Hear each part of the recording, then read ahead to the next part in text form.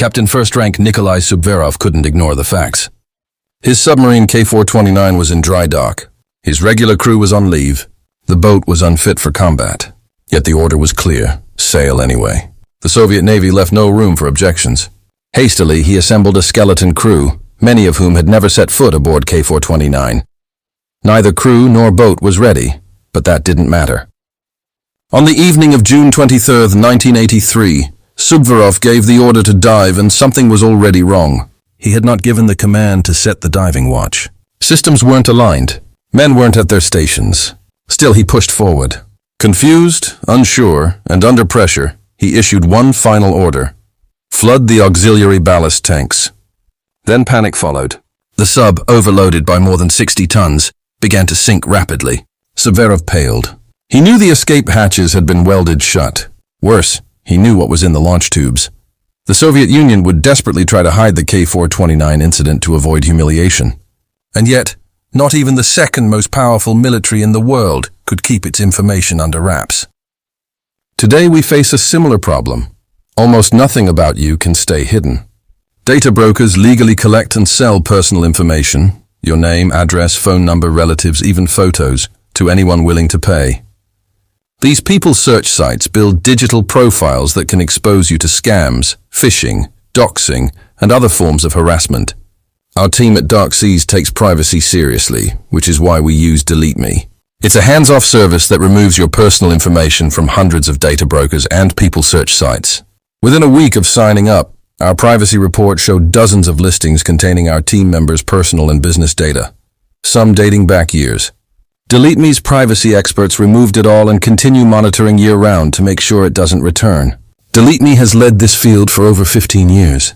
They never outsource data handling and even have real privacy advisors who handle custom requests. Something we found genuinely useful when cleaning up older listings tied to previous work. If you're concerned about digital exposure, whether you research sensitive topics or just want to protect your family, Delete Me is an essential tool. Visit joedeem.com Darkseas today and use promo code DARKSEAS for 20% off all consumer plans, or scan the QR code on screen. The Soviet Navy hid K-429 to maintain control. Today's control begins with knowing where your information is and taking it back. The submarine was plunging toward the abyss in the middle of Sarnaya Bay, just south of Petropavlovsk-Kamchatsky. Inside her hull were 8 SSN-9 Siren cruise missiles, each reportedly armed with 200 kiloton warheads and nuclear torpedoes in her tubes, enough firepower to erase entire cities. Paralyzed with dread, Subverov realized his mistake. 4 words he had failed to say: set the diving watch. 4 words that would have sent men to their stations to align the submarine's labyrinthine systems for submersion and to check the ventilation valves that gaped open toward the sea. But he never said them. Instead, confusion reigned. Of the 120 men aboard, nearly 40 had never served on K-429. They'd been pulled from other boats, from shore duty, from wherever bodies could be found to fill empty bunks. The shipyard had left the submarine's ventilation system cranked wide open. Every valve, every interlock disabled to exhaust welding fumes. The main ballast tank indicators showed empty. But outside the pressure hull, thousands of tons of seawater were already flooding in, dragging K-429 down by her nose. Confused and watching his submarine refuse to settle at periscope depth, Subverov made things worse by ordering the flooding of ballast tanks. In seconds, buoyancy went 60 tons negative. K-429 transformed from submarine to stone, plummeting toward the bottom of Sarnaya Bay. The first man to understand they were dying was probably Seaman Anatoly Makota in compartment 2. He would have heard it first, the thunderous roar of the Pacific forcing its way through ventilation shafts.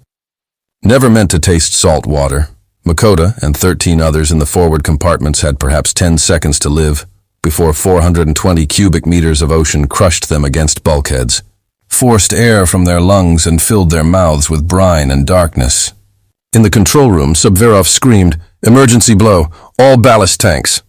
But panic had already infected his operator, whose shaking hands reversed the sequence. Instead of opening the valves that would force high-pressure air into the ballast tanks, he opened the vents on top. Precious air, their only hope of reaching the surface, shrieked uselessly into the sea.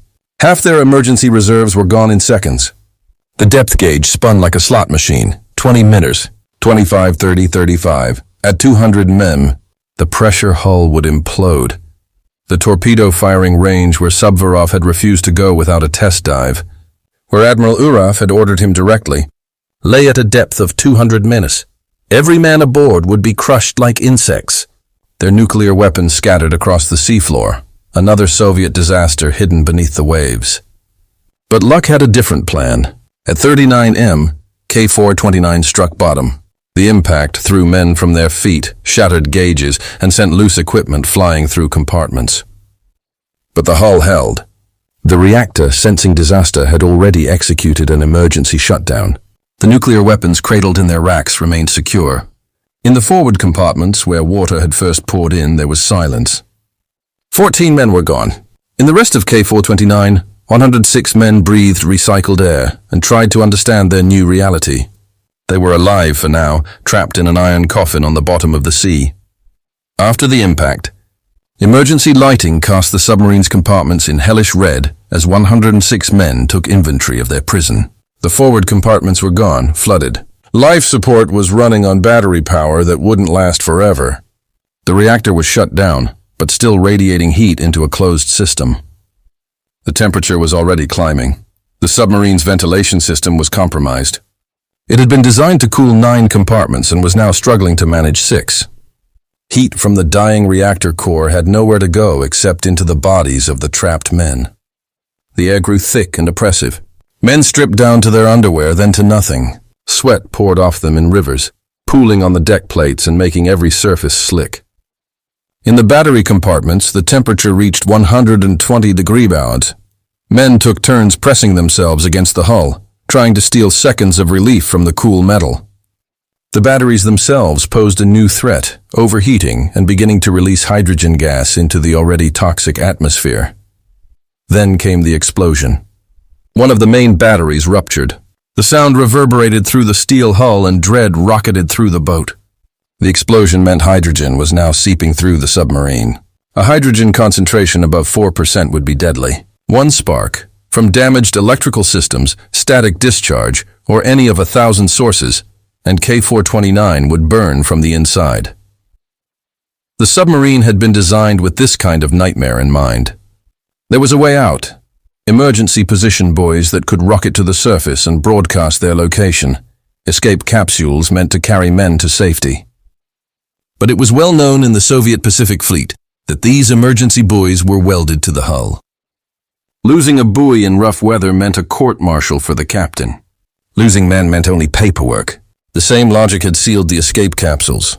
Soviet paranoia had welded shut every exit. They were truly trapped. Still, Submarine assumed his report of a test dive had been received at headquarters. Surely when K-429 failed to surface after an hour or two, alarms would sound and ships would come. But as the hours crawled by in the suffocating heat, a terrible possibility took shape. The message had been lost, misfiled, or ignored. As far as the Pacific Fleet knew, K-429 was safely moored at her pier, her crew on leave. No one was coming. The realization spread through the submarine like the hydrogen gas itself. They could last perhaps 72 hours on emergency power, less if hydrogen concentrations rose too quickly. Outside, 39 meters above, Pacific waves rolled on. Inside, the temperature continued its relentless climb, and 106 men waited in red-lit darkness. By the morning of June 25th, they had been underwater for over 30 hours. The heat remained unbearable. Someone had to reach the surface. Submarine called for volunteers. Everyone knew what it meant. The torpedo room escape trunk, their only exit, was designed for emergency ascents in controlled conditions, not for a free swim through 39 meters of frigid Pacific water. With minimal equipment, the men who attempted it would face nitrogen narcosis, decompression sickness, and hypothermia, if they made it to the surface at all. 2 sailors from Submarine's original crew stepped forward. Men who knew K-429 and had sailed with her before the disaster, and who understood what they were volunteering for. The escape trunk was a vertical steel tube, barely wide enough for a man in diving gear.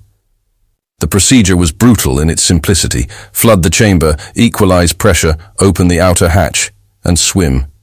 At first they had to reach it through the flooded torpedo room. Subverov would later describe what these men faced. You couldn't imagine what it was like to crawl in total darkness in a diving suit through the flooded torpedo section, which is almost 9 meters long and just 53 centimeters wide. Fear starts to fetter your movements, occupy your mind, and suppress your will. In complete darkness, knowing that one snag meant drowning, the men squeezed through, their breathing apparatus hissing. Then came the ascent. No decompression stops, no safety line, just a desperate climb through black water toward a surface they couldn't see. The cold hit them like a hammer. They broke the surface, gasping, alive against all odds. Yet the horizon offered no salvation, no rescue ships, no search aircraft, nothing but gray waves and distant shore. So they swam, fighting hypothermia with every stroke until they dragged themselves onto the rocky beaches of Kamchatka. All they had to do then was find Soviet officials and sound the alarm, but that was not how the Soviets did business in the Cold War. Military.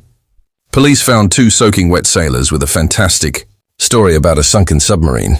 In the paranoid world of Soviet military security, the obvious explanation was espionage. The sailors were detained and interrogated, their desperate pleas treated as cover stories. Precious hours ticked by as they tried to convince their captors that 106 men were dying beneath the waves. The bureaucratic machinery of the Soviet military slowly stirred awake. Forms had to be filed. Stories had to be verified. Chains of command had to be observed.